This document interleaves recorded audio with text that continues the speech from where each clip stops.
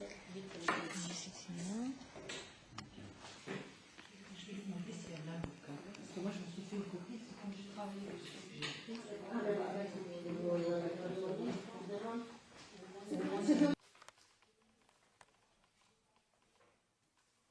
Le but pour nous, c'est que tout le monde puisse lire déjà quelque chose. Pour le terme club des lecteurs, parce que c'est de la lecture à voix haute.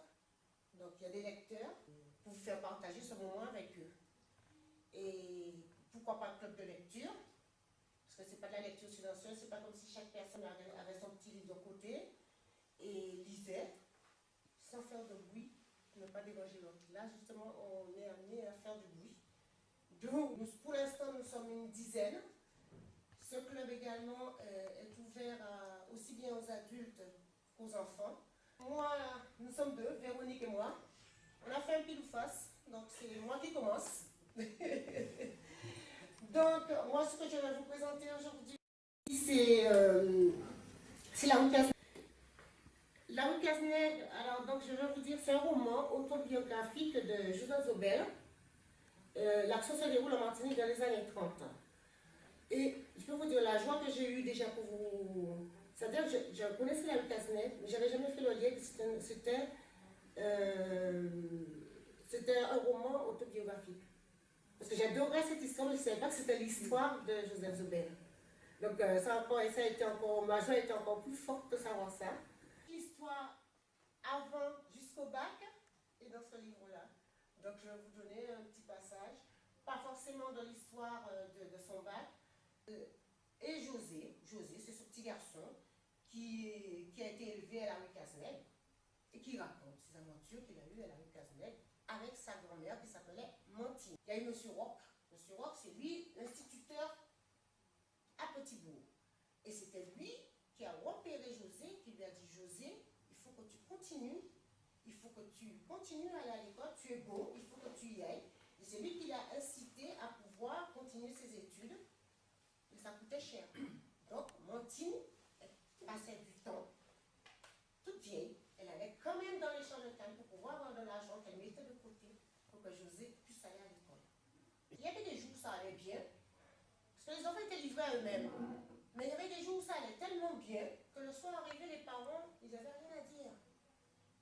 Mais le jour où ça n'allait pas bien, c'est la suite.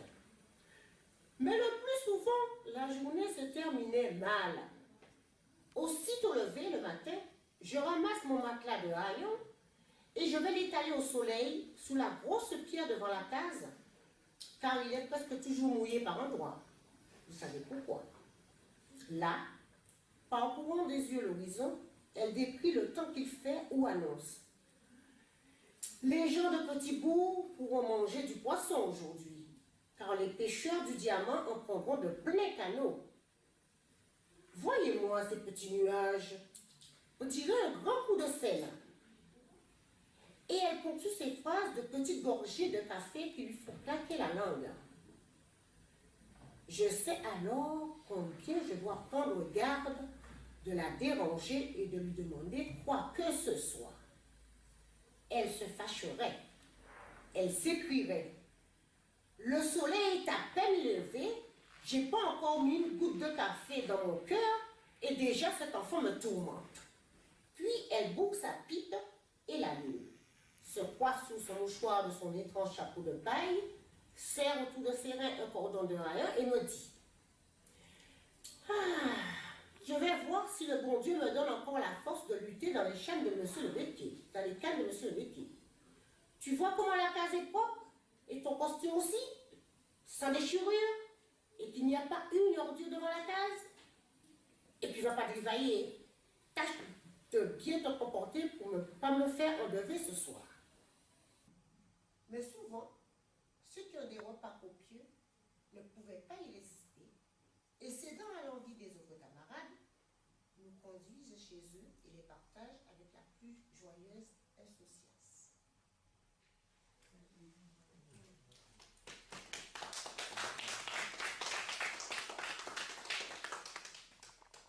Donc, pourquoi j'ai choisi ce passage? Parce que ça me rappelle mon enfance. C'est vrai que nous n'étions pas seuls, mais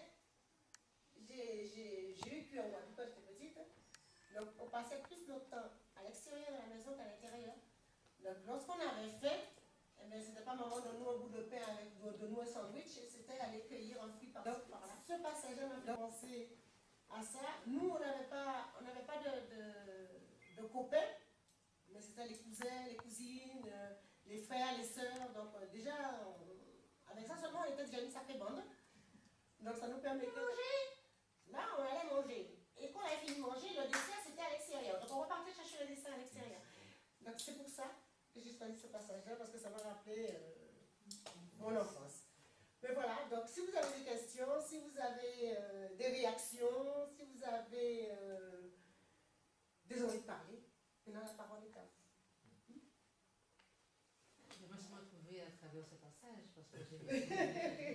Et toi, tu mangeais à midi, mais moi, je n'avais pas faim. Ah bon? Ma mère me disait, ah, c'est manger cochonnerie. Et en grandissant, je me suis rendu compte quand même que les fruits étaient beaucoup plus importants que le riz qu'elle nous donnait. Parce que les fruits sont vitaminés, etc. En général, on comprend de nous, on va très très loin, mais ça ne fait pas si longtemps que ça. Donc, que les gens mangent dans les puits et les chaussures, ça servait à la messe. Attends, allez, on peut essayer. Pardon. Excusez-moi. Les chaussures, ça servait à aller à la messe et les enfants avaient une paire de chaussures qu'on leur donnait pour leur première communion. Et qu'après, ils n'avaient plus de chaussures. Et d'ailleurs, dans le livre, l'auteur parle de ces chaussures, de ses premières chaussures qu'il a eues pour. Et j'avais une paire de chaussures pour aller à l'école. Mais comme les autres n'en avaient pas, donc je cachais ma paire.